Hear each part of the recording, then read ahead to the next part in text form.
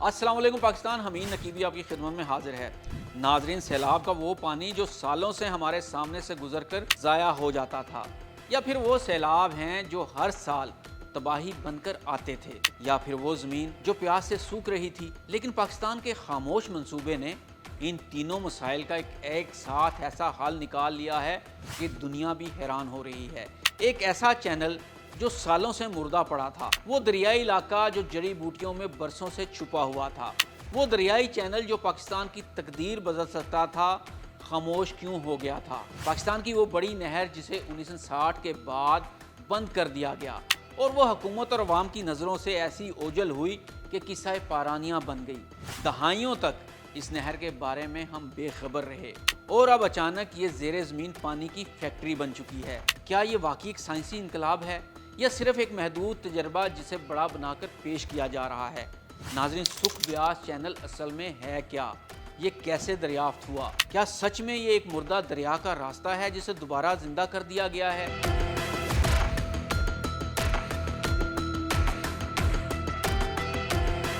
नाज़रीन, मेल्सी नहर 1924 को बनाई गई थी।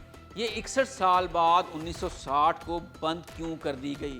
सुख ब्यास चैनल और मेल्सी नहर को फाल करके इंडिया के छोड़े गए इजाफी पानी को कैसे इस्तेमाल में लाया जा रहा है, और क्या ये मॉडल पूरे पंजाब का मुस्तकबिल बदल सकता है?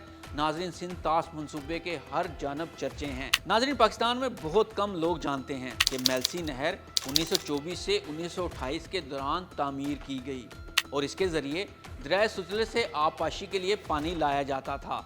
लेकिन 1960 के बाद इंडस वाटर ट्रीटी के नतीजे में दरिया के पानी में नुमाया कमी आने लगी, जिसके बाद ये निज़ाम बतदरीज गैर फ़ाल होता चला गया और 1965 में इसे मुकम्मल तौर पर अबेंडन यानी कि अमली तौर पर बंद कर दिया गया। इसके बाद ये नहर तकरीबन 61 साल से ज़ायद अरसा तक बाकायदा आबी इस्तेमाल के बगैर एक गैर फ़ाल चैनल के तौर पर मौजूद रही।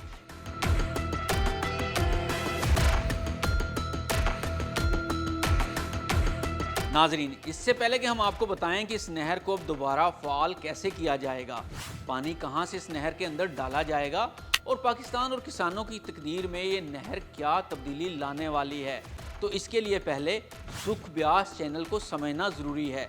तो आइए आपको समझाते हैं कि ये क्या है। सुख ब्यास चैनल कोई नया दरिया नहीं और ना ही ये कोई जदीद नहर है।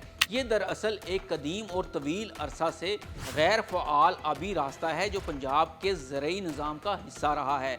ये चैनल बुनियादी तौर पर दरियाए सतलुज के फ्लड वाटर को कंट्रोल करने और ज़रई ज़मीनों तक पानी पहुँचाने के लिए इस्तेमाल होता था, मगर सिंध तास मंसूबे के तहत और वक्त के साथ पानी की कमी और निज़ाम की तब्दीलियों के बायस ये तकरीबन खुश्क और गैर फ़आल हो गया, यहाँ तक कि लोग इसको भूल गए। अच्छा, अब पाकिस्तानी इंजीनियर्स ने एक कारनामा सर अंजाम दिया है, ये आपको समझाते हैं। सुख ब्यास दरअसल एक कदीम दरिया का तवील अरसे से खुश्क पड़ा हुआ रास्ता है जिसे पंजाब इरिगेशन के इंजीनियर्स ने एक कामयाब तजर्बे से बहाल करने पर काम किया है, जिसे अगर पूरे पंजाब में फैला दिया जाए तो कई मुर्दा दरिया दोबारा जिंदा हो सकते हैं। पिछले साल जब शदीद सैलाब आया तो इंजीनियर्स ने एक पुरानी और गैर इस्तेमाल शुदा नहर ओल्ड मेल्सी कैनाल, जिसका हम ऊपर जिक्र कर चुके हैं, इसको इस्तेमाल में लाने का फैसला किया।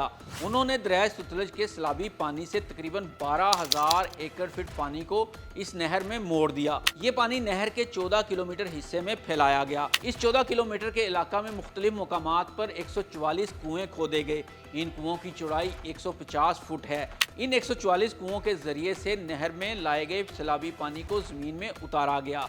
इस अमल का फ़ायदा ये हुआ कि पानी ऊपर बहने या तबाही करने की बजाय ज़मीन के अंदर चला गया और ज़ेरे ज़मीन ज़खायर भरने लगे, जिससे कई इलाकों में पानी की सतह औसतन 5 फुट तक बुलंद हो गई। कई जगहों पर तो ग्राउंड वाटर टेबल 11 फुट तक भी ऊपर उठ गया। महकमा आबपाशी के रिसर्च इंजीनियर्स ने इस मकसद के लिए इसे मतरूका सैलाबी नहर को बाकायदा सफाई करके पहले बहाल किया और भल सफाई की, फिर पूरी नहर की खुदाई करके इसको 3 बड़े रिचार्ज तालाबों की शक्ल दे दी गई, जिनमें से हर तालाब की लंबाई बिल तरतीब 5.8, 3.4 और 4.6 किलोमीटर थी।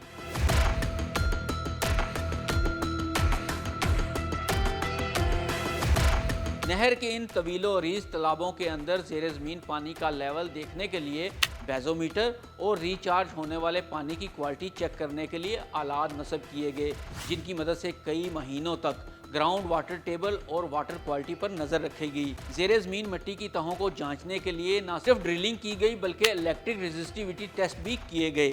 इस काम के लिए अल्लाह की मदद यूं पहुंची कि गुज़िश्ता साल ही दरियाए सतलुज में सैलाबी पानी का बड़ा रैला आया, जिससे इस मंसूबे के बनते ही इसको जांचने का फौरी मौका भी मिल गया और महीनों की इस जांच का नतीजा कामयाबी की सूरत में निकला। एक ही सैलाब में इस मतरूका नहर की सिर्फ 14 किलोमीटर लंबाई से 12,000 एकड़ फीट पानी ज़ेरे ज़मीन रिचार्ज हो गया और जायद पानी सुख ब्यास में बह गया। इस तजर्बे ने पंजाब की सैकड़ों नहरों से सैलाबी पानी की रिचार्ज की राह हमवार कर दी, जो कि या तो मतरूक हो चुकी हैं या फिर कभी कभी ही चलती हैं। अगर इस मंसूबे को वसी पैमाने पर देखा जाए तो इसके असरात सिर्फ पाकिस्तान तक महदूद नहीं रहते बल्कि पूरे खित्ते के पानी के इंतज़ाम से जुड़े हुए हैं। ख़ास तौर पर जब भारत की तरफ से दरियाओं में अचानक इजाफी पानी छोड़ा जाता है, जिससे नीचे के इलाकों में सैलाबी सूरत हाल पैदा हो जाती है। ऐसे में अगर दरियाओं के साथ इसी तर्ज के रिचार्ज जोन, पुरानी नहरों और कंट्रोल चैनल्स को दोबारा फ़ाल कर दिया जाए तो सैलाबी पानी ज़मीन को सीधा नुकसान पहुंचाने की बजाय ज़मीन के अंदर महफूज किया जा सकता है। इससे पानी की सतह पर बहने वाली तबाही कम हो सकती है और वही पानी ज़ेरे ज़मीन ज़खायर को भरने का ज़रिया बन सकता है। अगर पाकिस्तान के बड़े दरियाई निज़ाम के साथ इस तरह के मंसूबे मरबूत अंदाज में बना दिए जाएँ तो हर साल आने वाला इजाफी पानी एक मसला रहने की बजाय सिर्फ कुदरती वसीला बन सकता है, जो न सिर्फ सैलाबी ख़तरात को कम करेगा बल्कि ज़ेरे ज़मीन पानी की सतह को भी बेहतर बनाएगा और तवील मुद्दत में ज़रई माशत को ज़्यादा मुस्तहकम बुनियाद फराहम करेगा। हमीद नकीबी को इजाज़त दीजिए। अल्लाह हाफिज़।